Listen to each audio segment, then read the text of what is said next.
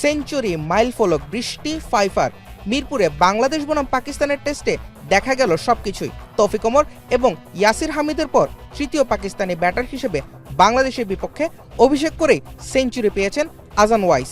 আগের দিনের 85 রানের সঙ্গে এদিন যোগ করেছেন 18 রান, উইকেট দিয়েছেন তাসকিন আহমেদের বলে। উইকেট নিয়ে মাইলফলক স্পর্শ করেছেন তাসকিন নিজেও।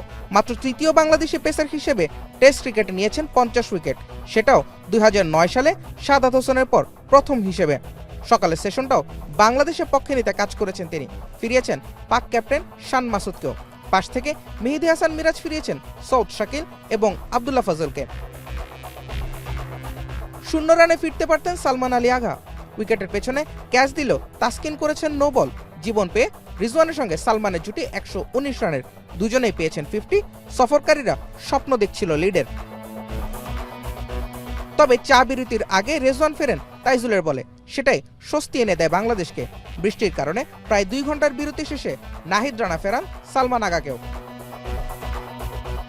বাকি কাজ সারেন মিরাজ, নোমান আলী আর শাহিন আফ্রিদিকে ফিরিয়ে পূরণ করেন টেস্ট ক্রিকেটের 14তম ফাইভার।